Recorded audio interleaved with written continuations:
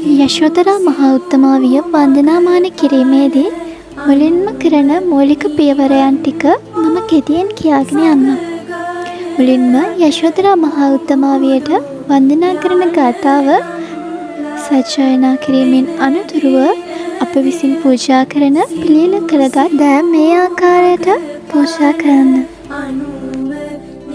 අප භාග්‍යවත් වූ අරහත් වූ සම්මා සම්බුදුරජාණන් වහන්සේගේ හද මඩලෙන් උපන් දියණියක් වන ඒ උතුම් රාහුල මහතා යශෝදරා තෙරණින් වහන්සේ උදෙසා අප විසින් පිළියෙල කළ තැලු පහන් ආලෝක පිවිතුරු සිසිල් පෑන් පූජා කරමි පූජා වේවා.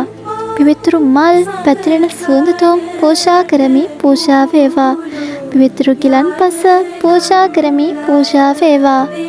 මේ සියලුම පූජාවෝ යශෝදරා මහරහත් තෙරණින් වහන්සේ උදෙසා සාදර ගෞරවයෙන් හදපිරි ශ්‍රද්ධාවෙන් පූජා කරමි පූජා වේවා පූජා වේවා පූජාම වේවා.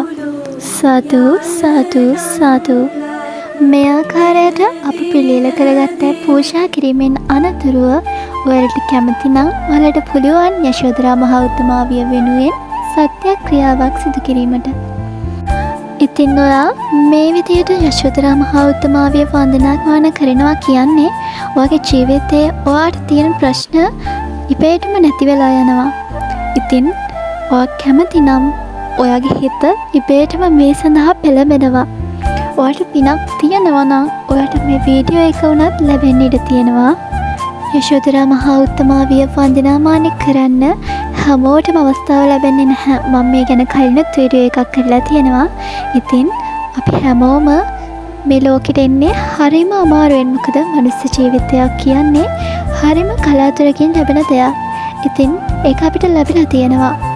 අපි ඒ ලැබෙච්ච දේෙන් ප්‍රයෝජනයක් ගන්න ඕනි. අපි හොඳ දේවල් කරන්න ඕනි. යහපත් දේවල් සමාජයට දෙන්න ඕනි. එතකොට තමයි ඉබේටම අපේ ජීවිතත් ලස්සන වෙන්නේ. මම මේ කියපු දේවල් හරියටම කරනවා නම් ඔයාගේ ජීවිතේ ගොඩාක් ප්‍රශ්න වලට උත්තර ඔයාට ඉබේටම ලැබෙන්න පටන් ගනීවි. ඉතින් ඔයා මේ වීඩියෝ එක දැකලා ඒ දේ කරන්න පෙළඹෙනවා කියන්නම ඒක මගේ හිතට දැනෙන ලොකුම සතුටක්. ඉතින් මගේ ආදරණීය යාළුවෝ හැමෝටම ජයෙන් ජයම වේවා.